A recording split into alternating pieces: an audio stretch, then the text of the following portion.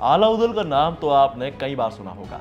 इतिहास में इनकी शौर्य गाथा के कई चर्चे हैं, लेकिन इनकी कहानी से लोग वाकिफ नहीं हैं। ये कहानी है साहस की, वीरता की और एक ताकतवर रणनीतिक सोच की।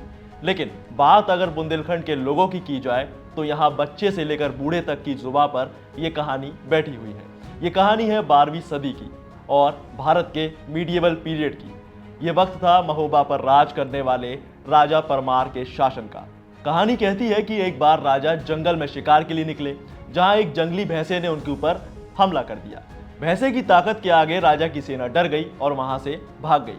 तभी भैंसे ने राजा को निशाना बनाना चाहा, लेकिन तभी अचानक राजा की जान खतरे में देखकर दो लड़के झाड़ियों के पीछे से निकलकर अचानक आते हैं और भैंसे को किसी गेंद की तरह उछालकर फेंक देते हैं। दोनों लड़कों की ये ताकत देखकर राजा परमार दंग रह गए। इसके बाद राजा ने दोनों के बारे में पता लगाया तो पता चला कि दोनों बाबा गोरखनाथ के चेले हैं। इसके बाद राजा बाबा गोरखनाथ के पास गए और दोनों लड़कों को अपने राज्य की रक्षा के लिए मांग लिया। बाबा ने बिना कुछ सोचे समझे दोनों लड़कों को राजा के हवाले कर दिया और अब राज्य की सुरक्षा और नीतियों की जिम्मेदारी दोनों लड़कों के कंधों पर थी। ये लड़के थे दक्षराज और बक्षराज। राजा ने दोनों को एक छोटा एरिया रहने के लिए दे दिया और वहीं रहकर दोनों ने महोबा की रक्षा की। धीरे धीरे वक्त गुजरा और महोबा को बुंदेलखंड में पहचान मिलने लगी। लेकिन एक वक्त महोबा पर काल बनकर बरसा। असल में महोबा पर उरई के परिहार कहे जाने वाले मामा माहिल के दिमाग में खुराफात जागी। कहा जाता है कि महोबा कभी मामा माहिल का हुआ करता था, जिसे राजा परमार ने जीता और माहिल की बहन से शादी कर ली और तभी से माहिल के मन में राजा के खिलाफ खुन्नस थी। लेकिन एक दिन माहिल ने जंबे के राजकुमार और माड़वगढ़ के सुल्तान करिंगा राय के साथ मिलकर उसने एक योजना बनाई। माहिल ने राजा करिंगा से महोबा को तहस नहस करवा दिया और करिंगा ने सोते हुए दक्षराज और बक्षराज का सिर भी काट कर धड़ से अलग कर दिया। अब महोबा साम्राज्य पूरी तरह से लुट चुका था और दोनों लड़कों के बिना अब महोबा बेसहारा हो गया था। लेकिन अब महोबा फिर से ऐसे ही किसी शूरवीर के इंतजार में था। लेकिन किसी को नहीं पता था कि दक्षराज की पत्नी ने आला को जन्म दिया है और ऊदल उसके गर्भ में थे और इधर बक्षराज की पत्नी तिलका मलखान को जन्म दे चुकी थी। हालांकि वक्त बीता और सभी बच्चे बड़े हुए। 18 साल की उम्र में आला जंगल के रास्ते उरई की सीमा तक जा पहुंचे। यह इलाका मामा माहिल का था, जहां उनका सामना माहिल के बेटे अभय सिंह से हुआ। तभी दोनों के बीच जंग हुई और इस जंग में अभय दोनों हाथ गंवा चुका था। इसके बाद जब ऊदल को सारी बात पता चली कि उनके पिता की हत्या कैसे की गई और किसने की, तो ऊदल ने ठान लिया कि वो पिता की मौत का बदला जरूर लेंगे और उन्होंने कहा कि जिसका बैरी सुख से सोए उसके जीवन को धिक्कार है। इसके बाद ऊदल ने अकेले ही माड़वगढ़ पर हमला कर दिया।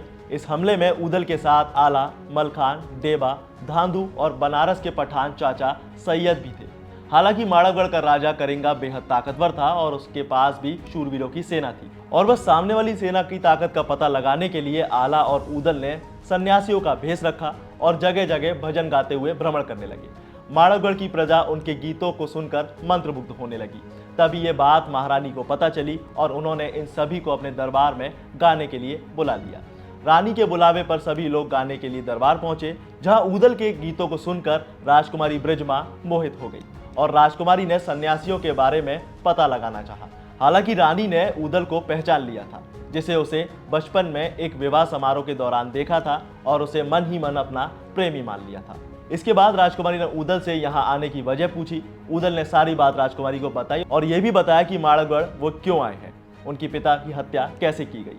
ऊदल की मंशा जानकर राजकुमारी ने इस काम में उनका साथ देने की बात कही, लेकिन बदले में ऊदल से शादी करने का वचन रखा।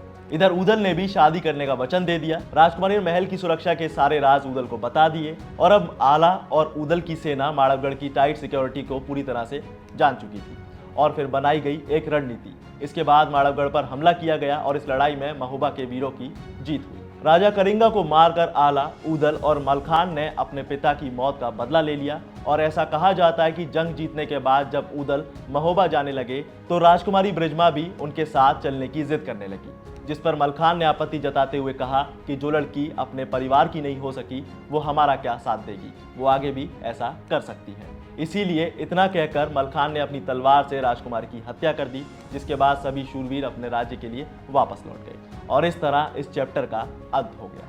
आपको ये कहानी कैसी लगी हमें कमेंट में जरूर बताएं, और अगर आप भी चाहते हैं कि आपके किसी पसंद के टॉपिक पर हम वीडियो लेकर आएं तो हमें कमेंट में जरूर बताएं। साथ ही वीडियो को लाइक से जरूर करें और ऐसी इंटरेस्टिंग वीडियो के लिए सब्सक्राइब करें वर्ल्ड इंडिया हिंदी।